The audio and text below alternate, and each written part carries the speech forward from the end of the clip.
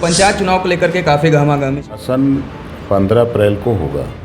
राज्य निर्वाचन आयोग तैयार है, सरकार भी तैयार। आरक्षण का लाभ उसको मिले जो वास्तव में उसका हकदार है। पहली चीज़ तो जिन साथियों ने प्रश्न बनाया उनको इस तरह की प्रश्न बनाने की ज़रूरत नहीं थी। वो विद्वान है, लेकिन जो प्रश्न इंगित करता है वो एक जाति को इंगित करता है। यादव जी जो कांशीराम जी की जयंती मना रहे हैं, ये ड्रामा है, नाटक। सन में आरक्षण ख़त्म किया अखिलेश जी ने, लाखों लोगों का जीवन बर्बाद किया दलितों का समाजवादी पार्टी नेता अखिलेश यादव जी। अखिलेश जी को DS4 की परिभाषा भी नहीं मालूम होगी। इस समय तक कांशीराम जी के साथ काम करने का मौका हमको था। ये चुनावी हथियार बना रहे हैं। 5 साल सरकार में थे, ये अपनी जाति को बढ़ाने का काम किए और शेष किसी जाति को बढ़ाने का काम नहीं किया। आरक्षण का लाभ जिनको मिल जाता है, पीढ़ी दर पीढ़ी कोई भी राजनीतिक गलियारे में हो, चाहे वो फिर प्रशासनिक विभाग में, बहुत बड़ा मुद्दा है और पिछड़े वर्ग की राजनीति करने वाला नेता ही इसको दूर कर पाएगा। आरक्षण आर्थिक आधार पर, को आरक्षण मिल गया उनको आरक्षण से बाहर करो। जो लोग आरक्षण का लाभ पा गए अब वो ऊपर उठ गए, अब उनको आरक्षण से उस परिवार को बरी। आज मान्यवर कांशीराम जी की जयंती है और पंचायत चुनाव को लेकर भी तमाम तैयारी चल रही हैं। उस पर लेकर के विस्तृत बात करने के लिए आज हमारे साथ पंचायती राज मंत्री OP राजभर जी मौजूद हैं। सर, बहुत बहुत स्वागत है आपका। Thank you. पंचायत चुनाव को लेकर के काफ़ी गहमागहमी चल रही है और अलग अलग तरीके की खबरें भी सामने आ रही हैं। कितनी तैयारी है सरकार की एज अ पंचायती राज मंत्री? तैयारी लगभग कितनी पूरी हो चुकी है और क्या लगता है कि विधानसभा से पहले क्या चुनाव हो पाएगा पंचायत का, और जो प्रत्याशी हैं वो अपनी दावेदारी को किस हिसाब से और तैयारी में लगे रहें? कि राज्य निर्वाचन आयोग ने मतपत्र छपवाकर 75 जिले में पहुंचा दिया है और मतदाता सूची का प्रकाशन 15 अप्रैल को होगा। राज्य निर्वाचन आयोग तैयार है, सरकार भी तैयार है। जो भ्रांति लोगों के मन में है वो SIR को लेकर के है, बोर्ड की परीक्षा और जनगणना आगे आ रही है। इसको लेकर के लोगों के दिमाग में है कि चुनाव टल सकता है, ऐसी शंका लोगों के मन में है, लेकिन चुनाव समय पर होगा। अच्छा, मान्यवर कांशीराम जी की जयंती है और मायावती जी भी बड़ा कार्यक्रम कर रही हैं, समाजवादी पार्टी भी कांशीराम जी की जयंती को लेकर के बड़ा कार्यक्रम कर रही है। अचानक से चुनाव करीब आते ही कांशीराम जी की याद आ जाना और भाजपा के भी कई ढेर सारे कार्यक्रम कांशीराम जी को लेकर के हो रहे हैं, इस पर क्या कहना चाहेंगे? देखिए, जो समाजवादी पार्टी के नेता अखिलेश यादव जी जो कांशीराम जी की जयंती मना रहे हैं, ये ड्रामा है, नाटक। बहुजन समाज पार्टी के नेता मायावती जी ने कासगंज जिले का नाम कांशीराम के नाम से रखा था। उसको बदला किसने? अखिलेश जी ने। 10 महापुरुषों के नाम से उन्होंने जिले का नाम रखा था, तो इनको बदलने का काम अखिलेश जी ने किया। प्रमोशन में आरक्षण ख़त्म किया अखिलेश जी ने, लाखों लोगों का जीवन बर्बाद किया दलितों का समाजवादी पार्टी नेता अखिलेश यादव जी। और कांशीराम जी प्रदेश में कब आए? कांशीराम जी आज जयंती है, सबसे पहले तो मैं उनको श्रद्धांजलि अर्पित करता हूं, क्योंकि उनके साथ मैं 81 से जुड़ा था जब वो DS4 बनाए थे। शायद अखिलेश जी को DS4 की परिभाषा भी नहीं मालूम होगी कि DS4 क्यों बना था, क्या नाम था। तो लंबे समय तक कांशीराम जी के साथ काम करने का मौका हमको था। कुछ बिंदुओं पर मायावती जी से लेकर के हमारी विवाद हुआ, इस नाते हम उस विचार से हट करके हम कांशीराम जी के विचार पर ही अपनी पार्टी को आगे बढ़ाने का काम करते हैं।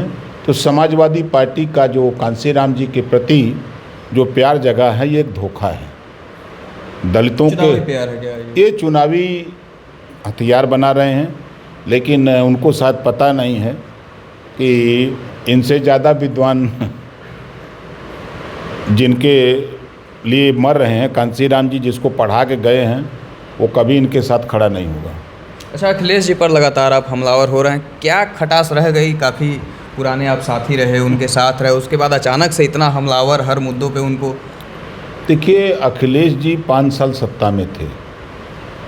3 सितंबर 2013 को हाई कोर्ट ने कहा कि जो 27% रिजर्वेशन है, इसको बांट करके 12 जातियाँ इसका लाभ उठा रही हैं, बांट करके सबको दिया जाए। ये उस काम को नहीं किए। 5 साल सरकार में थे, ये अपनी जाति को बढ़ाने का काम किए और शेष किसी जाति को बढ़ाने का काम नहीं किया। इनके साथ 20% आबादी वाला मुसलमान भी साथ था, उनको वोट भी देता है, जब वो उसके नहीं हुए तो किसी दूसरे के नहीं हो सकते। एक अहम मुद्दा आता है, सुप्रीम कोर्ट ने भी कहा था 2013 में इस मामले को लेकर के आरक्षण, चूँकि पिछड़े वर्ग की आप राजनीति करते हैं, पिछड़े और शोषितों की बात अक्सर सुनी जाती है और पार्टी का एक ध्येय भी आपके जैसा कि आप बताते हैं। आरक्षण में एक मुद्दा आता है, बॉटल नेक थ्योरी आती है, जिसमें ऊपर बॉटल के अगर गर्दन पे वो कॉक लग जाए तो नीचे वो रिस्क करके नहीं जा पाता है लाभ। आरक्षण में भी यही चीज़, हम बार बार कोर्ट का भी ये आदेश आता रहा है। तो आप पिछड़े वर्ग की राजनीति करते हैं, इस मुद्दे पर क्या कहना चाहेंगे कि जहाँ तक अगर एनालिसिस किया जाए तो एक बार आरक्षण का लाभ जिनको मिल जाता है, पीढ़ी दर पीढ़ी, चाहे वो कोई भी हो, राजनीतिक गलियारे में हो, चाहे वो फिर प्रशासनिक विभाग में हो, ये एक बहुत बड़ा मुद्दा है और पिछड़े वर्ग की राजनीति करने वाला नेता ही इसको दूर कर पाएगा। देखिए, हम शुरू से ही कहते हैं कि आरक्षण आर्थिक आधार पर हो। जिनको आरक्षण मिल गया उनको आरक्षण से बाहर करो। आरक्षण का अर्थ ही है कि निचली पायदान पर जो व्यक्ति है उसको ऊपर उठाने का, अपलिफ्टमेंट के लिए एक हाँ। तरीके से।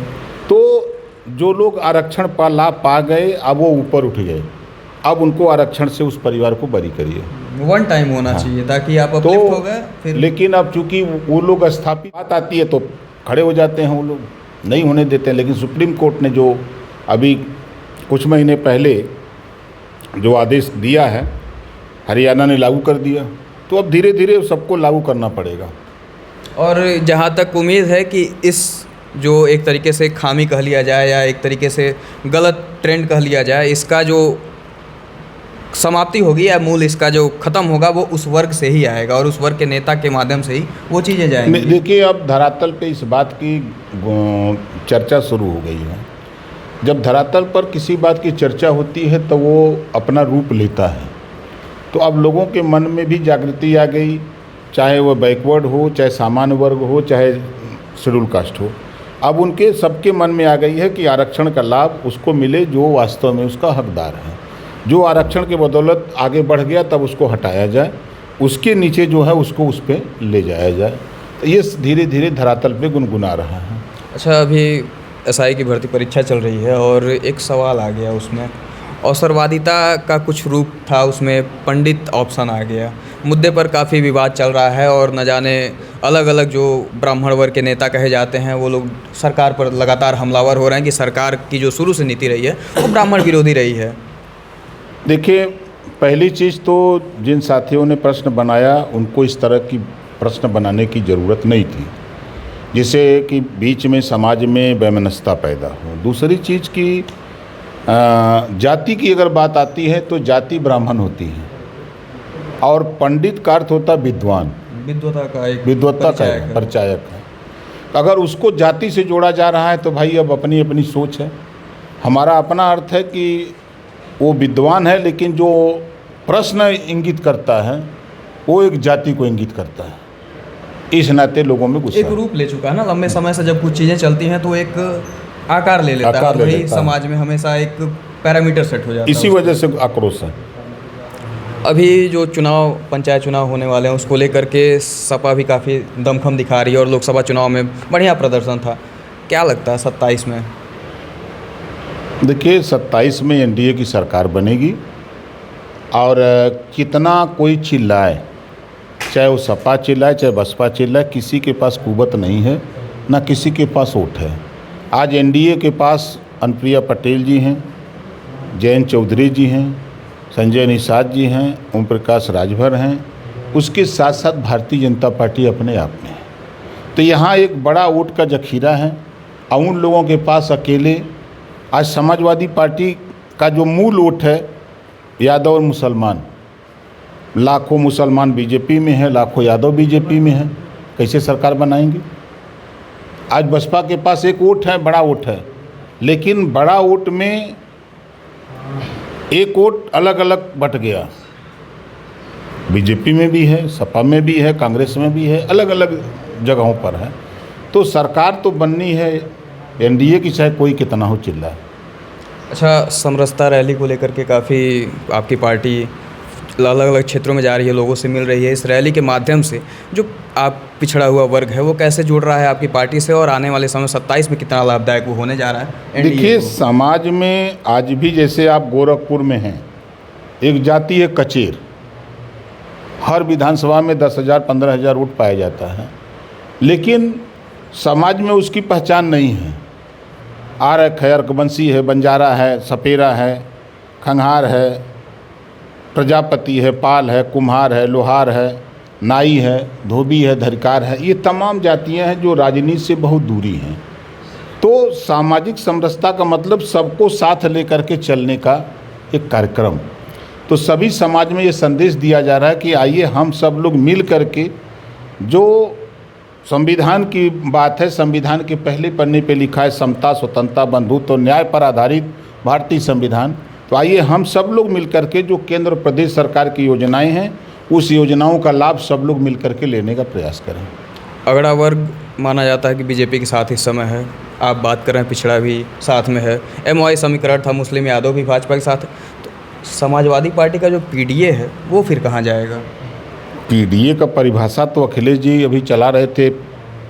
PDA पाठशाला तो बता रहे थे कि P से परिवार, D से डिम्पल, A से अखिलेश, यही पढ़ा रहे थे। वो परिवार डेवलपमेंट अथॉरिटी है। उस परिवार में एक समाजवादी पार्टी में एक नेता आप बताइए जो गोरखपुर के सभी सीटों पर वोट दिलाने की कुवत रखता हो? कोई है? पूर्वांचल में या मध्यांचल या बुंदेलखंड कहीं बता दीजिए एक नेता उनके पास कोई हो। आज आपके गोरखपुर में संजय निषाद जी है ना, उनकी कुवत है प्रदेश में वोट दिलाने की। उनके पास कौन है? अपना MLA अपनी सीट पर अपनी बिरादरी का वोट ले लें, यही बहुत है। यानी पूरा पश्चिमांचल से लेकर के पूर्वांचल तक घेरने की तैयारी है। समाजवादी पार्टी कहीं खड़ा नहीं हो पाएगी।